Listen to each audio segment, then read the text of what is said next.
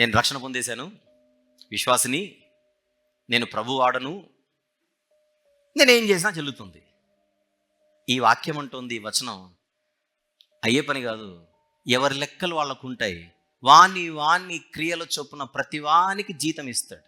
జీతం అనగానే శాలరీ అనుకుంటారు. కొన్ని ఈ టైప్ కూడా ఉంటాయి.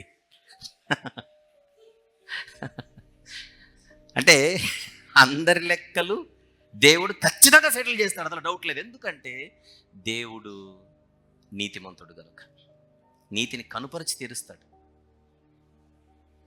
లోక చట్టాలకైనా మనము దొరకమేమో, కానీ తప్పు చేసి దేవుని కనుదృష్టికి దొరకకుండా మానం.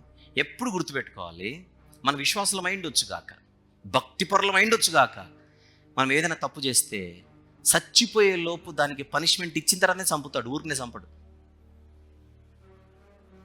అంటే నరకం ఇస్తాడనట్లా. లెక్కలు సెటిల్ చేసిన తర్వాతనే గుండె చప్పుడు ఆగిపోతుంది. ఉదాహరణకు, నీ తల్లిదండ్రులను సన్మానించు అన్నాడు బైబిల్లో. మనం సన్మానించలేదనుకోండి, తర్వాత మనం తెలుసుకుంటాం, ఏదో అయ్యో మా అమ్మని సరిగ్గా చూసుకోలేకపోయినా, మా నాన్నని సరిగ్గా చూసుకోలేకపోయినా వస్తుంది. కానీ ఖచ్చితంగా కళ్ళు తెరిపించి తీరుతాడు. అరే, ఆ రోజు నేను మా అమ్మను సరిగ్గా చూసుకోనందుకే కదా ఈరోజు నాకు ఈ పరిస్థితి, మా నాన్నను సరిగ్గా చూసుకోనందుకే కదా నాకు ఈ పరిస్థితి. ఎగ్జాంపుల్ చెప్తున్నా. అంటే ఖచ్చితంగా మనకు ఆ రియలైజేషన్ వచ్చేలా చేస్తాడు. దేవుడు తాను ప్రేమించు వారిని గద్దించి తీరుతాడు. అది ఎప్పుడు గుర్తుపెట్టుకోవాలి. విశ్వాసులమే తొట్టిల్లుతూ ఉంటాం, విశ్వాసులమే కొన్ని సందర్భాలలో బలహీనులం అయిపోయి పొరపాట్లు చేస్తాం. మనకు తెలియదు, నేను అక్కడ తప్పు చేశాను, పొరపాటు చేశాను, మనకు తెలియదు. ఆయన చూపిస్తాడు. Once upon a time you did this. ఇంకొక ఎగ్జాంపుల్ చెప్పనా? ఎవరి దగ్గర ఒక 100 రూపాయలు తీసుకున్నాం, రేపే ఇస్తానని. రేపు బాయే, ఎల్లుండి బాయే, 6 నెలలు బాయే, సంవత్సరం బాయే. మనమే విశ్వాసులమే. ఆ 100 ఇచ్చినోడు కూడా అడగడానికి ఇప్పుడు ఆలోచిస్తాడు, ఇంకా అవసరమా, పోతే పోయింది, నిండా పోయినోడు అసలు ఎందుకని. విషయం ఏంటంటే ఇచ్చినోడే మర్చిపోతాడు కొద్ది కాలానికి. ఆయన మరోడు 100కు ఒక 10,000 రూపాయలు ఫైన్ వేసి, ఎగ్జాంపుల్, ఇంకా ఎక్కువే, తక్కువేం కాదు, ఆ 100కు ఇంత శిక్ష మనకు పడి తీరుతుంది పోయేలోపు. మనకు అర్థం కాదు, నాకెందుకు ఈ సమస్య వచ్చింది, అసలు ఏమంటారు దాన్ని, నేను ఏ తప్పు చేయలేదే, నాకు ఈ సమస్య ఎలా వచ్చిందని వారం కిందట ఏం జరిగింది, నెల కిందట ఏం జరిగింది, 6 నెలల కిందట ఏం అర్థం కాదు మనకు. ఇది 6 ఏళ్ల కిందట జరిగిండేది. ఇది తెలుసుకుంటామేమో అని టైం ఇచ్చాడు. మన ఆలోచనలు 6 నెలల వరకే వెళ్తాయి, ఎంతకంటే ముందుకు వెళ్ళవుగా.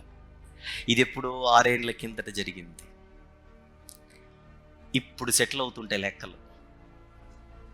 ప్రియ సోదరుడా, సోదరి, అలాంటివి ఏమన్నా ఇప్పుడు మన జీవితాల్లో జరుగుతున్నాయేమో, లెక్కలు ఏమన్నా సెటిల్ అవుతున్నాయేమో ఒకసారి ఆలోచిద్దాం.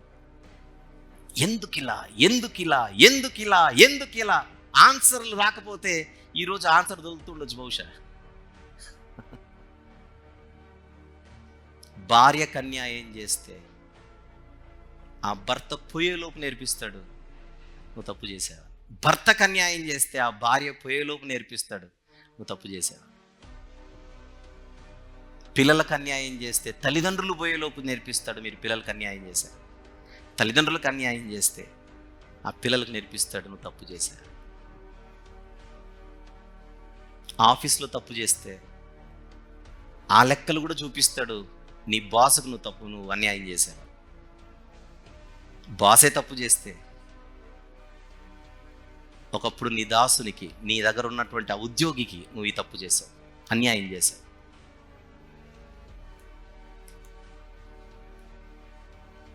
మనం ఉన్న స్థానిక సంఘానికి మనం అన్యాయం చేస్తే అది నేర్పిస్తాడు. ఎందుకనగా దేవుడు న్యాయవంతుడు గనుక. ఆయన చెడును పొర్రపాటున కూడా సహించడుగాక సహించడు. ఖచ్చితంగా లెసన్ నేర్పించి తీరుతాడు, అందులో డౌటే లేదు. అబ్బే మనం ఇందులో ఏమోనండి నువ్వు చెప్తే నాకు అంత అనిపించట్లేదంటే అప్పుడు నన్ను కాదు మీరు అనుమానిస్తుంది, దేవుని న్యాయాన్ని మీరు అనుమానిస్తున్నారు, దేవుని నీతిని అనుమానిస్తున్నారు. ఆయన నీతిని ఆయన న్యాయాన్ని అనుమానించడం అంటే ఆయన అవమానపరచడమే. దేవుని మీద మీకు నమ్మకం లేనప్పుడు అనుకోండి, ఏమని అంటాడు కానీ చేస్తాడా అని.